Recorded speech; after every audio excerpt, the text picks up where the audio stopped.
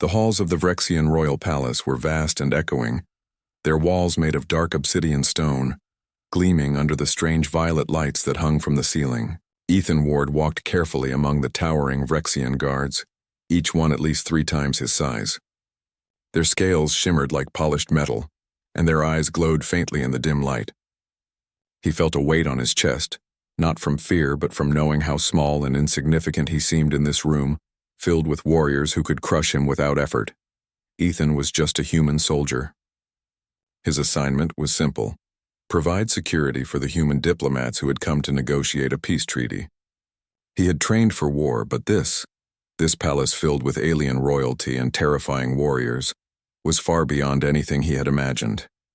He adjusted his uniform and tried to look invisible, blending in as best he could. At the head of the hall, Princess Seraphia moved with a grace that was almost hypnotic. She was taller than most humans and had a powerful presence that made the room quiet whenever she entered. Her scales glimmered like liquid gold, and her long tail swayed behind her like a banner in the wind. But there was something in her eyes, a hint of sadness, a softness that was unusual among her kind. She watched the diplomats argue with her people, her jaw tight but her gaze curious. Ethan noticed her, but he kept his head down. That was until a small Vrexian child stumbled near him, crying as he tripped over the edge of the grand staircase. Instinct took over.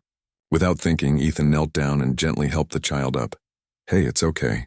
I won't hurt you," Ethan said, his voice calm and reassuring. The child blinked at him, unsure if he could trust a human, but finally nodded. Ethan brushed the dust off the child's scales and handed him a small piece of food from his pack. The little one smiled, a rare sight among Vrexians, and scampered away to his mother.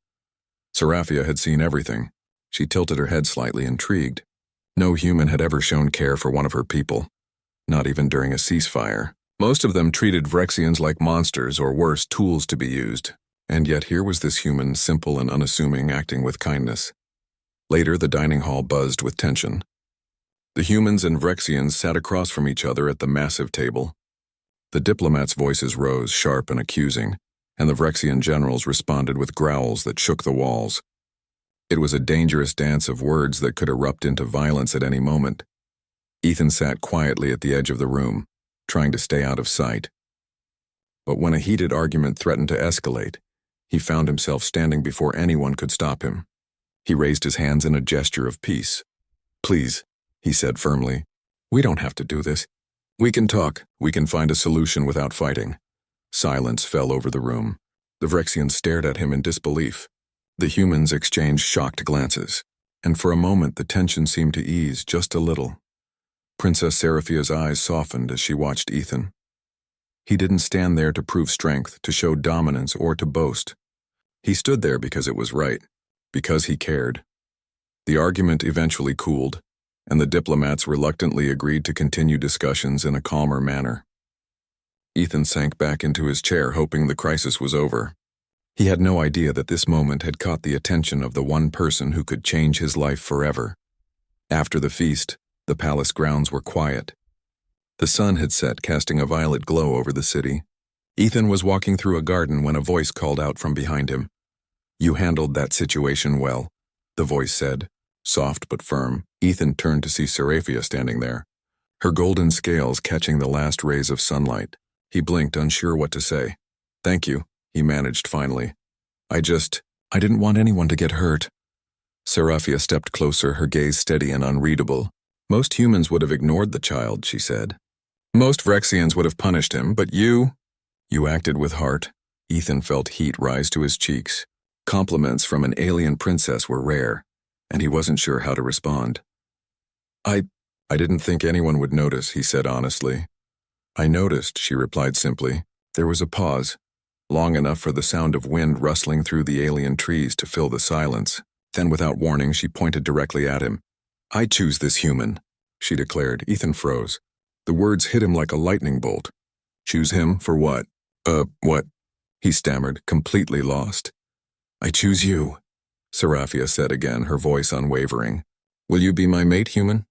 The world seemed to stop. Ethan's mind raced. Mate? He thought of romance, of partnerships, but in this context it was impossible to comprehend. He had never expected to be singled out by an alien princess, let alone in front of the entire palace. The king's eyes blazed with fury from across the garden. Guards shifted nervously, unsure if they should intervene. Human diplomats were frozen in shock, whispering frantically to each other. And Ethan? He just stood there, his heart pounding, trying to make sense of it all. "Mate," he finally said, his voice barely above a whisper. "Yes," Seraphia replied, her eyes softening. "I have watched your actions. I have seen your heart. You are unlike any human I have ever known. You are kind, brave, and honest. These are the qualities that matter in my world." Ethan shook his head, bewildered. I don't even know how to... I'm just a soldier. I'm not royalty. I'm not ready for this." Seraphia smiled, though it didn't reach her eyes fully. "It is not about readiness. It is about choice. And I choose you." The king roared, his voice like thunder, shaking the very stones beneath their feet. "You will not force this human into our traditions. He is unworthy of my daughter." Ethan's instincts screamed at him to run, to avoid a confrontation that he was sure would end badly. But something in Seraphia's gaze held him in place. She was not afraid, and somehow that gave him courage. I don't know what to say," he admitted, his hands trembling slightly. "Then say yes or say no," Seraphia said softly, yet her tone carried the weight of command. "Do not waste words. Speak your truth." Ethan looked around. The guards, the diplomats, the king, they all waited. And yet he realized that he was not the one who had to prove anything. Seraphia had already seen who he was. The choice was his, but it wasn't about politics or strength or power. It was about something deeper, something human. Before he could respond, a young Vrexian child ran through the garden, laughing as he chased a floating orb. Ethan watched him, and suddenly clarity struck.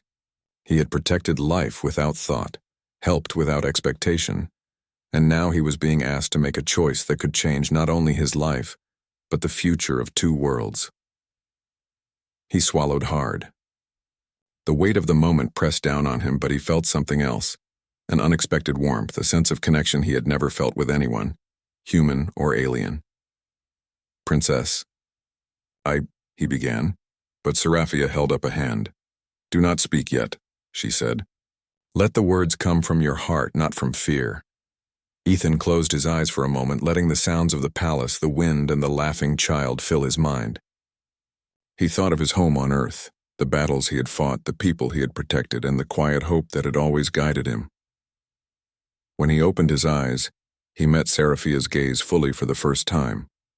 He saw not just an alien princess, but a being capable of trust, hope, and understanding. And in that instant, he understood why she had chosen him. The king's roar faded into the background.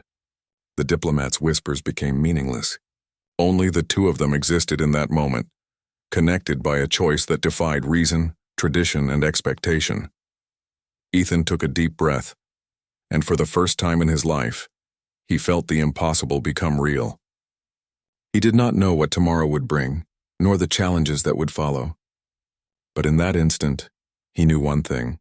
His life had changed forever, and Princess Seraphia waited, her golden eyes full of patience and quiet strength, for the human who had unknowingly captured her heart to speak the words that would start a legend no one could forget.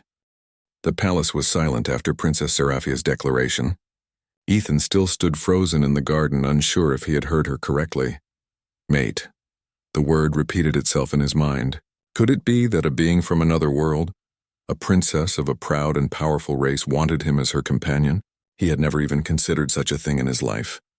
Seraphia walked closer, her tail swaying gracefully behind her.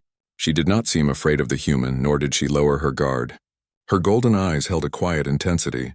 "Do you understand what I'm asking, human?" she said softly. Ethan swallowed. I think I do," he stammered. "But this isn't something I can just agree to. I don't know your world, your ways, or what being a mate means." Seraphia nodded. "That is why you will undergo the trials. It is not just about strength or battle. It is about heart, courage, and wisdom. Only then can you truly understand." The king's roar echoed through the palace. "Trials? You dare put a human through our sacred tests? This is madness." "You will not stop this, father," Seraphia replied firmly. "It is my choice. It always has been. If he succeeds, he proves himself worthy. If he fails, we will deal with that then." Ethan had no choice. He was swept into the palace chambers to prepare for the trials, feeling both terrified and honored. The first trial awaited him at dawn. The sun rose over the alien landscape, casting violet light over the jagged cliffs surrounding the royal city. Ethan found himself standing before a massive enclosure. Inside, a creature stirred, a Vrexian war beast. Its scales were black as midnight, its claws sharp, and its eyes glowed with a deadly intelligence. Even the largest Vrexian warriors approached it cautiously. "This is your first trial," Seraphia said. "You must calm the beast. Do not fight it. Do not hurt it. Show me that your heart is strong enough to control fear." Ethan's stomach churned. He had fought countless battles, but this was different. It was not about aiming a weapon or striking an enemy. It was about understanding and connection. He stepped forward slowly, keeping his movements calm and measured. The beast growled, lunging forward, and Ethan froze. He remembered the child he had helped earlier and spoke softly. "It's okay. I won't hurt you. I just want to help." The creature's growls deepened, but Ethan did not move back. Slowly, he extended a hand. The beast sniffed the air, its eyes narrowing. Minutes passed like hours, but Ethan stayed calm, steady, and patient. Gradually, the beast lowered its head, letting Ethan touch its scales. Seraphia watched silently from above, a hint of a smile on her lips. "You have passed," she said finally. "You understand that true strength comes not from violence, but from courage tempered by calm." The second trial came the next day. Ethan was brought before the Vrexian Council, a chamber filled with stern-faced elders and generals. Their eyes glimmered with suspicion. "Speak your truth, human," Seraphia said. "Do not be afraid. If you lie, you will fail." Ethan cleared his throat and stepped forward. He had expected this trial to be simple, but the weight of dozens of eyes on him made his heart pound. "I do not wish to dominate or destroy," he began. "I want peace. I want understanding. I know I am not one of you, but I believe that humans and Vrexians can learn from each other if we try." A murmur ran through the council. One of the elders stepped forward, growling, "You speak of peace, yet you are a soldier. How can we trust your words?" Ethan did not flinch. "Being a soldier does not mean I desire war. It means I understand the consequences of violence. I know what it costs, and I choose to prevent it when I can. I will not hide from my past, but I will not let it define my future." The council exchanged glances. For the first time, they seemed uncertain. Seraphia nodded approvingly. "You speak with honesty and wisdom. You have passed the second trial." The final trial was the most personal. Seraphia led Ethan to the edge of a high cliff overlooking the alien city. "This trial is about choice," she explained. "I will provoke you. You must defend me without harming anyone else. You must choose peace even when it seems impossible." From the shadows, a group of Vrexian warriors emerged, their eyes glowing with intensity. They lunged at Ethan, expecting him to fight. He instinctively raised his arms in defense, but he remembered Seraphia's words. He would protect her, but not with violence. Instead, he used his body to shield her, positioning himself between Seraphia and the attackers. He moved with precision, guiding their strikes away without hurting them. Slowly, one by one, the warriors paused, recognizing that he would not yield, but he also would not strike. Seraphia stepped forward, her eyes shining. "You have proven it," she said. "You are worthy of my choice, not because you fought, but because you understood the heart of the trials. You are human, and that is your strength." The king, who had been watching from a distance, stepped forward slowly. His eyes were narrowed, but there was a change in his posture, a subtle acknowledgement of respect. "Perhaps I have underestimated humans," he said. "You have proven yourself not with weapons, but with wisdom. I give you my reluctant blessing." Ethan exhaled, relief washing over him. The trials were over. He had faced fear, judgment, and impossible expectations, and he had emerged not broken, but stronger. Seraphia moved closer, her scales shimmering in the sunlight. She looked at him with an intensity that made his heart race. "So, will you be my mate, human?" she asked again, softly this time. Ethan hesitated for a moment, thinking of all that had happened. He thought of the child he had helped, the beast he had calmed, and the trials he had survived. He thought of the trust Seraphia had placed in him, and the bond they had begun to form. "Yes," he said finally, his voice steady, "if you will have me." A smile spread across Seraphia's face, radiant and warm. She extended her hand, and Ethan took it, feeling a connection stronger than anything he had ever known. The crowd around them erupted, not with anger or disapproval, but with awe and respect. In that moment, a new chapter began. A human and a Vrexian princess, bound not by politics or tradition, but by choice and courage. Their bond was a symbol, a bridge between two worlds that had long feared each other. As the sun set over the alien city, casting violet and gold light across the palace, Ethan and Seraphia stood together hand in hand. They did not know what the future held. There would be challenges, enemies, and obstacles. But they knew one thing. Together, they could face anything. And so, the story of a human soldier and the daughter of an alien king began, a tale of courage, heart, and unity that would be remembered for generations to come. For in the vastness of the universe, among stars and alien worlds, it was not strength or power that mattered most, but the willingness to stand for what was right, to choose compassion over fear, and to open one's heart across worlds.